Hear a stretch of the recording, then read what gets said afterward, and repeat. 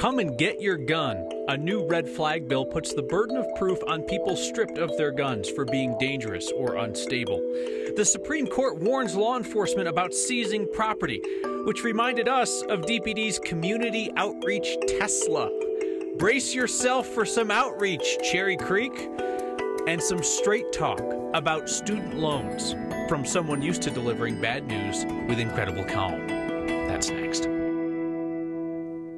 Guilty until proven innocent. You will hear that seemingly logic-bending phrase come out of the state capitol tomorrow. But we want you to be ahead of the curve today to better understand what is in a contentious bill that would allow judges to temporarily seize someone's guns if they're deemed a danger. Our politics guy, Marshall Zellinger, takes a sneak peek at a red flag in the red flag bill. If you don't remember the red flag bill by name, you'll no doubt remember it by this moment. This is as bad as you think it is. Watching your child's body drop into the ground is as bad as it gets. That powerful speech last week was from Democratic Representative Tom Sullivan, the sponsor of the red flag bill that will have its first committee hearing tomorrow. And one part that will be picked apart deals with how someone would get their weapons back once a judge has issued an extreme risk protection order and taken them away. The part that says if the respondent establishes by clear and convincing evidence that basically this means instead of law enforcement having to prove that person is still guilty, the person has to prove they're innocent and capable of not harming someone by having their weapon back. I wouldn't be surprised if this case were challenged in court, if someone said that this violated the Second Amendment. And it's tough to know how a judge would rule, but this does seem pretty consistent with other ways that the law treats due process rights. Attorney Christopher Jackson compared this to someone who has a permanent restraining order preventing them from contacting a significant other. In this case, the significant other is a gun. After that permanent protection order is issued, the responding party later on can move to try to get that modified or revoked in some way. And it's only at that point that the responding party bears the burden of proof. He also compared it to someone who's on parole. You've already been convicted of something, you violate parole, and you're taken back to prison or jail. You don't have to prove guilt again. You're showing I'm no longer innocent. That's a little more convoluted argument, but we're going to hear both that and the, hey, it's just like a protection order against a person. That's what we'll hear tomorrow. Sounds like a broken record to us, but to folks who are used to divided government in the state of Colorado, we have to keep reminding people that Democrats do not need a single Republican vote to pass things this year. The question is just, can they hold together their people? Can they hold them together to pass a red flag bill? On the House side, sure, which is where this starts. But we heard from the Senate president in a very lukewarm statement last week that he looks forward to working with both sides. That wasn't a wholehearted, encouraging, I support this. Yeah, Senator statement. Leroy Garcia of Pueblo, where I imagine a few people own guns. All right, interesting. Thank you, Marshall. Democratic members of Congress have made a practice of showing up unannounced at immigration detention centers demanding to be let inside for a tour. They are usually accompanied by television news cameras. This makes for good political theater. Not sure if it changes many minds or policies. But Democratic Congressman Jason Crow of Aurora did try it today. ICE did not allow him inside the detention center in Aurora. ICE said in a statement that it does allow tours of the facility by elected officials if they pre-schedule them. Crow wanted to raise concerns about chicken pox outbreaks that he says have happened at this detention center. ICE did not give us a direct answer. They gave us that word salad about how they take detainee health seriously. The Supreme Court issued a warning to state and local law enforcement in Colorado and across the country today. Be careful what you confiscate.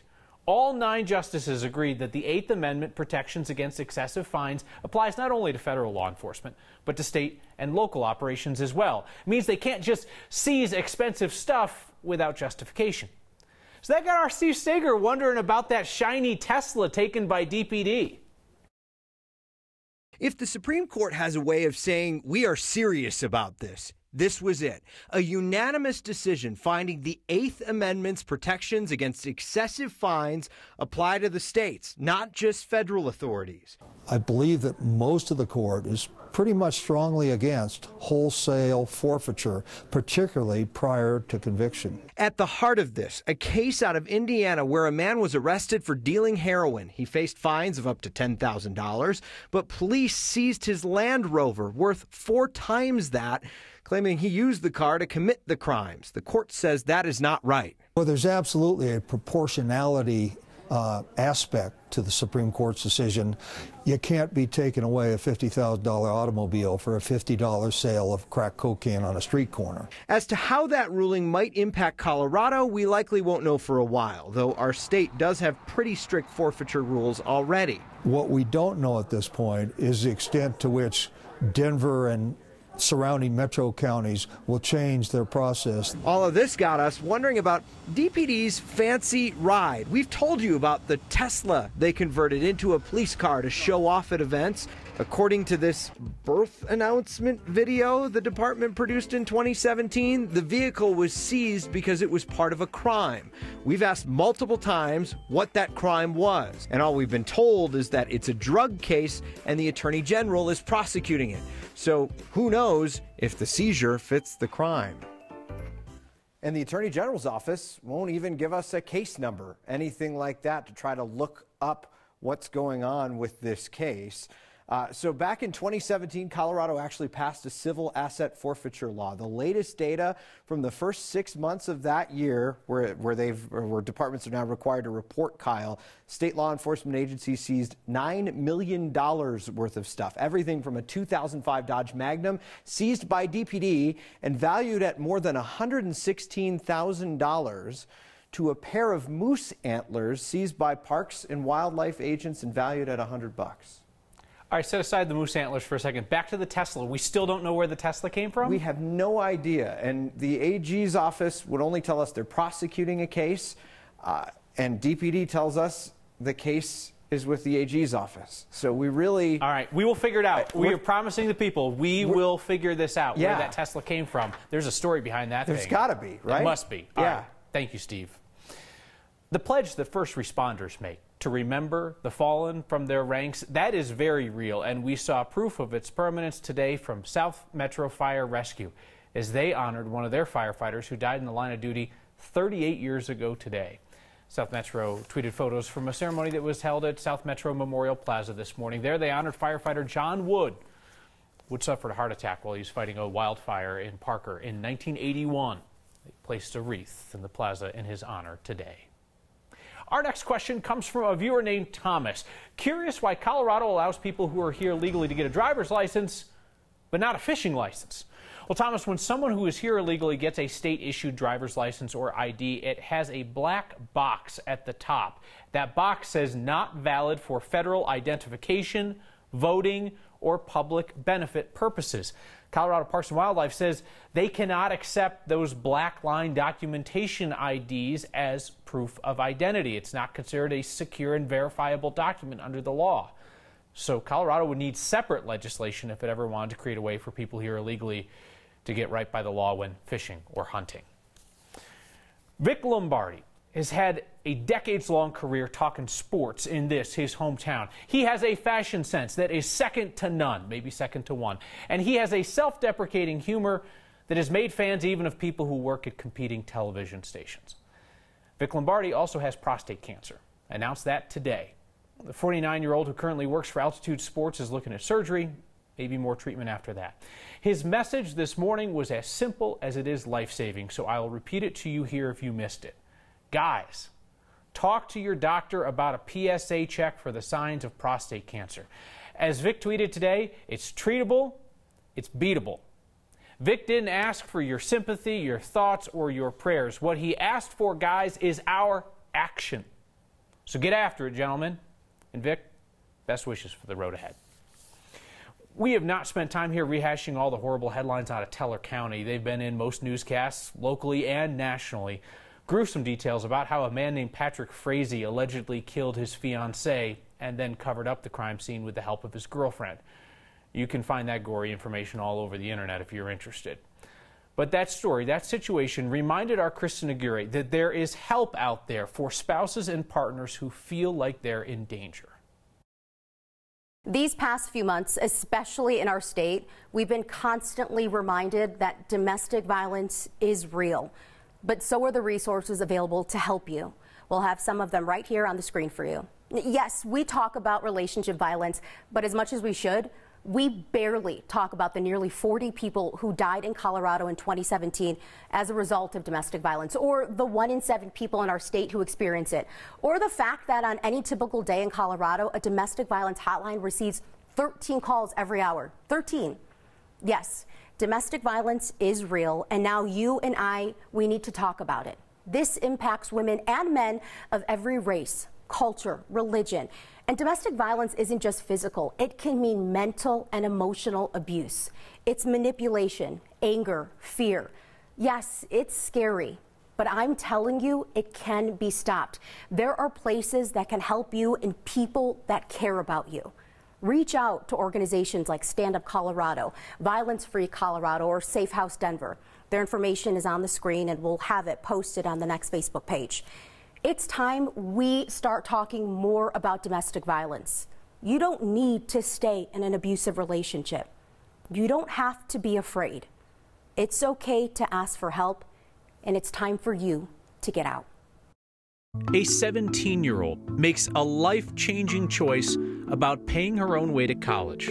Whatever I did at that decision was going to basically follow me for the rest of my life. Maybe not the rest of her life, but our Dr. Camilla does have some advice for dealing with student debt.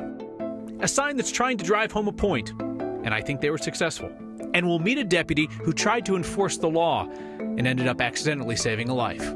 Next.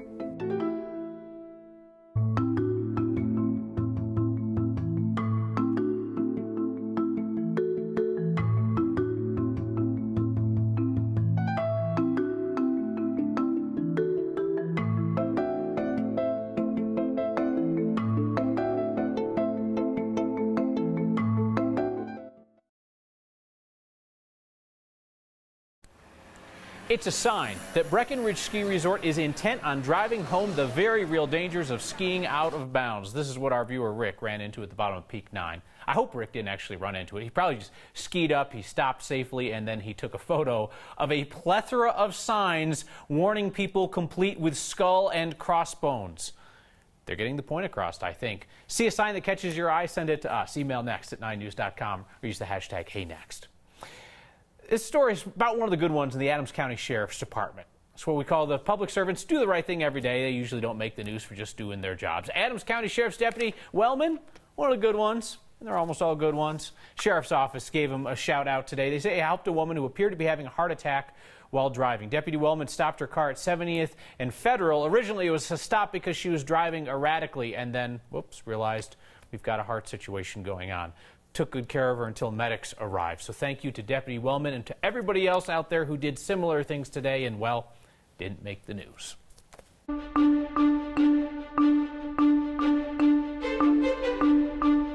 Hey there, hope you enjoyed the sunshine today. A nice change of pace, right? Beautiful blue skies going up in the mountains. Bill Linfield captured this great shot, of course, showcasing the sunshine out there and the clear skies. And then look at that front that's starting to push in. A taste of what's to come. The center of our storm still pushing in across the west coast, delivering some heavy snowfall. Hasn't reached Colorado just yet anyway, but late tonight into tomorrow, here it comes. This evening here in Denver, we'll be looking at mostly cloudy skies. Temperatures down to about 10 in the city. Single digits and sub-zero readings going up in the mountains. And the snowstorm already beginning around the San Juans late tonight. By early tomorrow morning, it makes its way across I-70, but it should be a dry start to the morning here in Denver. The drive into work, school, no issues. And it's going to be coming home that might be a little tricky as some of this snow starts inching a little closer here to downtown Denver around 4 or 5 o'clock. It'll stay with us, become a bit more widespread through tomorrow evening, and then it hangs out throughout much of the day on Friday too. The big time winter weather is going to be further out to the west. The warnings in effect once again for the San Juans, 1 to 2 feet. Additional feet of snow that's moving in and about 6 to 12 going for our central mountains metro area, 1 to 3 with some higher amounts for the western suburbs. As far as the Denver area goes, tomorrow we'll be back into the low 30s right there at the freezing mark, and then heading toward the weekend, a bit more sunshine returns. And how about that, Kyle? Maybe patio weather with 50s next week. Don't swear at me. Thank you, Danielle. Hey, I want to ping you again on a mystery that we've been trying to solve for our friends at RTD. You don't think we're friends? Oh, because I jabbed them about the train to the plane? No, we're cool. We're cool. A few weeks back, RTD reached out specifically to Next Nation, thinking that one of you smart, beautiful people can help identify the owner of this old photo left on a mall ride shuttle. Somebody clearly had this photo, that good-looking man there, that handsome man. So can you identify the guy in the photo? Do you know who might have had this on the mall ride a few weeks ago? We first showed this on a Tuesday night, talked to RTD today. Nobody's reached out to them about this. We thought, well, let's show it to the folks who watch on Wednesday nights. If you have any information, please drop us a line. Would you please email next@9news.com or use the hashtag HeyNext. This weekend was my last official educational loan payment. I know, I was going to say, like, this was definitely like a huge moment. Conquering college debt at the age of 40. The story of a familiar face around here. And the most Colorado thing we saw today is just another day in the life of a mountain town. Next.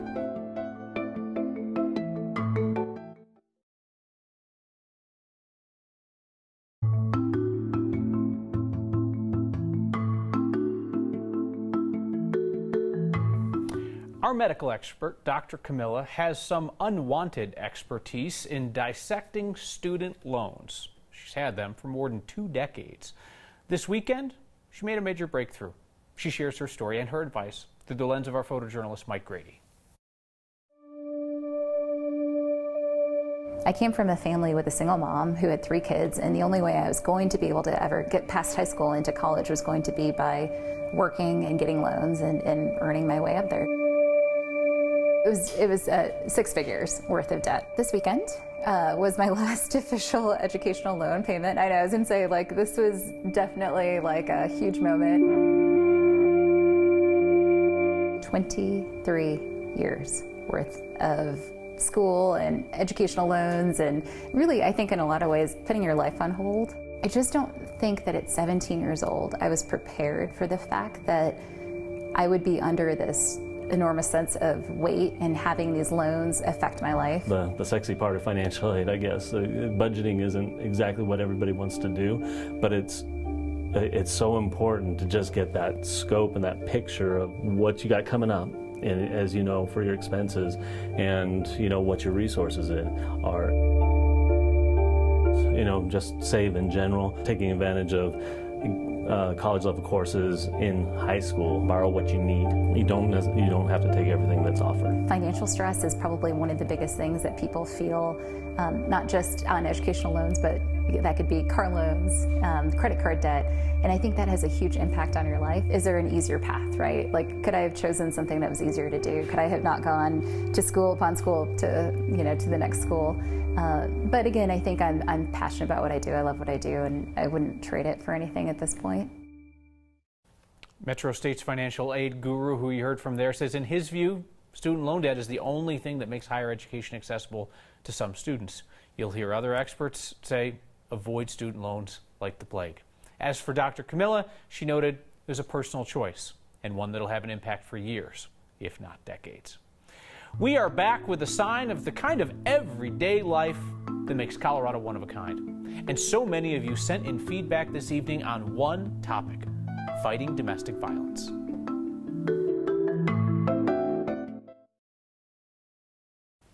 The most Colorado thing we've seen today is a snapshot of life in the high country. Next viewer named Kate spotted these two riding their way off to a great day in Crested Butte, dressed to hit the slope. Ski boots, gear in tow, snow is falling. Just another day in Crested Butte. Ordinary and wonderful. Share the most Colorado thing you see by sending it to us via email next@9news.com. Donna in Lakewood writes into us tonight about Kristen Aguirre's comments on domestic violence and encouraging anyone to get out of a relationship where they feel abused. Donna says, thank you for addressing the issue versus just the stories after the fact. Yes, they are important, but if the issue is addressed first, maybe we'll see a decline in funerals. Kim says, as a survivor of domestic violence, it would have helped me get out sooner if I had known more about those resources. That's the reason why we shared them. That's the reason why we posted them on the Next Facebook page.